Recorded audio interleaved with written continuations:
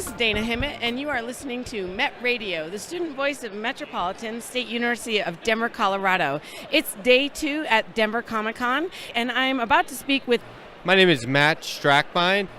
I'm looking at the Burning Metronome. I'm actually the colorist and letterer for this comic. And with me is the artist and our writer. Can you give me an idea of what the stories are about? Sure, yeah. It's a cross between The Usual Suspects and The Twilight Zone. And if you watch The Twilight Zone, then you know that each one of those episodes dealt with some sort of social justice. So that's an undercurrent. That's a theme throughout our first volume, which is debuting here at Denver Comic-Con this weekend. Issue 1 dealt specifically with police brutality. We know that that's a hot topic. That's not why we did it, but we did happen to get a lot of attention from that, which was good, and it gave us the opportunity to run a successful Kickstarter and produce the entire first volume. How did the three of you find each other? I quit my full-time job. Yay! Yeah, and I wanted to make comic books. So I quit my job and became a freelance graphic artist. I'm actually doing all the design marketing for Denver Comic-Con. I'm also the creative director for Pop Culture Classroom, the people that put on Denver Comic-Con. So I work with a ton of local artists. So after I quit my job, I went to a mutual friend's birthday party and met the writer and artist there for the first time. We started talking about comics, and he said that he and the artist were trying to get something together. I suggested I get involved, and maybe there's strength in numbers. And between the three of us, we can actually produce and then take product to market. So from there, that was 1.5 years ago. And so here we are now at Denver Comic-Con selling Volume 1. Are there pre-orders for something else, or is that just a mailing list? So we ask people to get on our email newsletter. It's important that we treat it like a business. There's a lot of comic books in the industry, and not all of them are great. The way they got successful or made it onto the new release rack was by treating it like a genuine business. We believe in creating a fan base, not just a Facebook page with a bunch of likes. We want to keep people involved. Our correspondence is conversational. We're having book release parties in July, and we keep telling people, look, we're just going to hang out. We're, no pressure. Just come by and hang out. We're doing live podcasts. There'll be food. We're just going to have a good time. Come be with us. If you want to check out the comic, it'll definitely be there. That's what's bringing everyone together. So we like to be as genuine about that as possible, but our goal is to saturate the industry. So as I said, I do a lot of design work and marketing and stuff like that. I also review comics. I moderated some panels. We all do panels. Myself and the artist on the Burning Metronome, we teach comics. He teaches at local prisons. I teach inmates that are in junior high school. That's really amazing. It's cool, yeah. So we're involved. If you think about the industry, there's a strong community on the West Coast, there's a strong community on the East Coast, and then, in like Portland, Oregon happens to have a lot of comics people. Locally, we're determined to put Denver on the map as one of the strongest comic communities that's not on either coast. I have a running theme that I've been seeing when I'm talking to artists and writers all weekend is this idea of getting together with other people that they want to work with and creating these comfortable workspaces, several actually doing it full time, some coming from Oakland, and you're the first that I've met locally, so it's really nice for me. But I think it's really cool, given the theme of Metropolitan State, you're talking about a demographic of non-traditional students from 18 to sometimes 65. Yeah. So what would you say to a student right now? What can they do to separate themselves from the rest of their peers? They can finish their projects. It doesn't matter if you like your work or not. Chances are an artist is disappointed with their own ability. So treat every project like practice for the next one. Complete your project and put it out there and listen to any feedback that you can get. Don't just show it to your friends and family. Get to a festival or a con and put your work out there in the open, out in the open, in the public eye, and listen to what people have to say.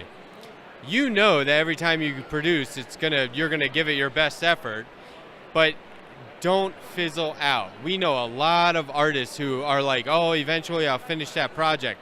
Nope, finish that project, move on to the next one, finish that, and move on.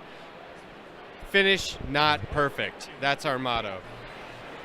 Thank you so much. It's a pleasure to meet you, an honor to meet you. Once again, tell us your name and how we can reach you. My name is Matt Strackbein. You can find my work at theburningmetronome.com. Thank you so much. Thank you.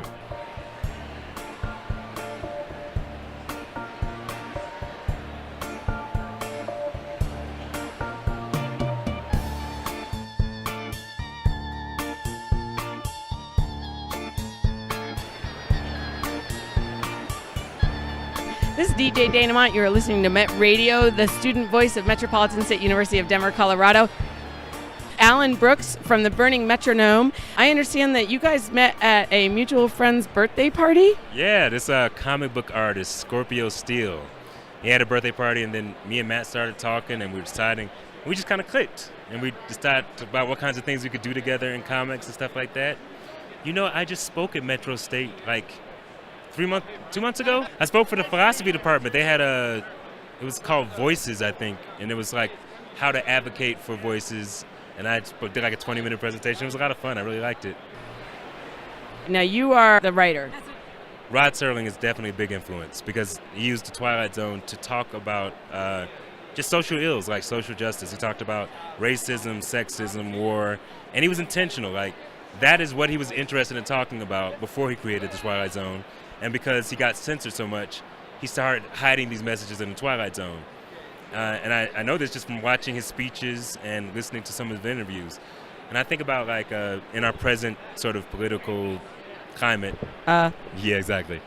There are things that I want to say, but I don't want to beat people over the head with things. You know, I want to tell a story that is engaging, but still say the things that are important to me. And so this has been a good way to do it, you know. So I say Twilight Zone meets The Usual Suspects because it's like a supernatural murder mystery, and you get to kind of encounter all of these creatures from another dimension who are seeing humanity from the outside. Who's your Kaiser? Well, I can't tell you that, can I? No, I want to read it. You have 18 months later. Yeah. You've done a lot. It came together really quick, yeah. How long have you been writing as a freelancer? Oh. You know, it's interesting. I'm only taking that up in the last few years. I was a full-time musician for a few years, like a number of years, and then I did like other businesses and stuff like that. I've been into comics since I was 5. Right. But I only decided to write them in the last few years, and I was like, okay, I'm doing it, you know. And then I connected with Matt, and he's somebody who's going to do it. Even in music, there are like lots of artists who want to talk about things but never actually do it. But me and Matt share that trait, like we're going to do it. And so like it really came together. Like us together, man, we are just doing it, you know. And so 18 months after we met, we have this hardcover book that's 166 pages. And then people definitely, you encourage them to find you on your website so they can be on the email list to be a part of this community you're growing. Yes. So it's theburningmetronome.com. We're also on Facebook, Instagram, Twitter, that kind of stuff, Tumblr. You know, whatever you need to change your life and reach out to us, we're there. Anything as far as Denver goes, like what you want to see happen comic-wise in the future? There are so many talented groups of comic book artists. There's the Denver Drink and Draw, there's Red Team Go, there's Squidworks. And they're all talented. I want them to finish their work and come out. I want to see people come up. Thank you so much, Alan. I appreciate your time. Thank you.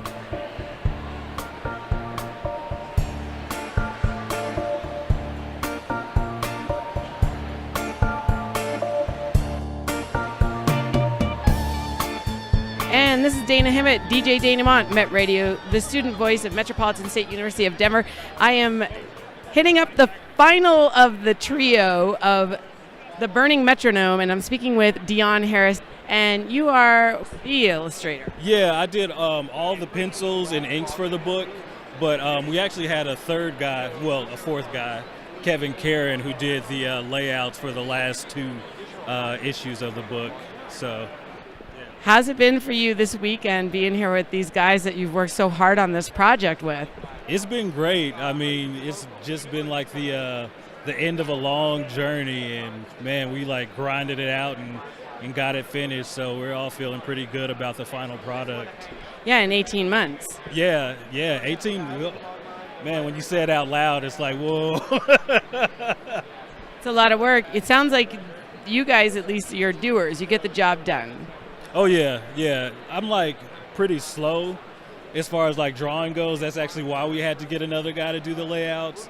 But even still, like we all have that mentality of you got to get it done, like no matter what. So. Yeah. That's my one takeaway for my listeners is that, get it done. I'm thinking about all the editing I have to do, and I'm like, oh gosh, these guys are motivated. Yeah, a lot of editing, a lot of back and forth. That's actually kind of our mantra, though, is like finish, not perfect. Like you've probably heard the other guys say this before too, but it's like you just got to get something finished, man. Just always finish it and then move on to the next thing, because if you sit there and you try to make your product perfect, you'll never get finished. So it's always, get it done. What was your favorite part of the drawing process? Always my favorite portion of the drawing process is the character design. So I really loved like designing all these weird looking creatures. I think my favorite has to be Danya, who's like the little girl on the red cover. Just check her out because she's pretty cool. So How do you feel about doing the business side?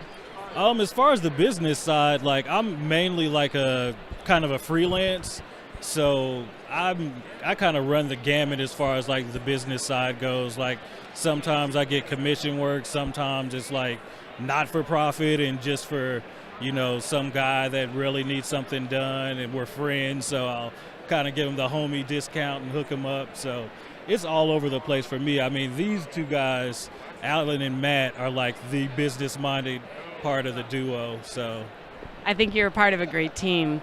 As far as the diversity aspect, a lot of people are talking a lot this weekend about diversity in the comics.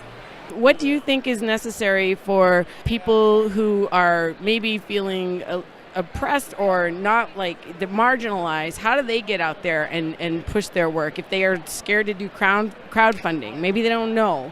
Like, how would you suggest for people that feel like they just don't belong in the art world who want to be there? The art world is full of a multitude of weirdos. Just know that you're going to be in good company and you're going to be accepted, because I always like to say one of the things about artists is that we love seeing art. So as long as you can like create, that's all that matters. Like we love seeing new stuff, and I mean, we love sharing ideas and everything. So it doesn't matter like what color, what, creed, what ethnicity, what sexuality, none of that stuff matters. We just like creating. So Dion, thank you so much. yeah, no problem. Thank you.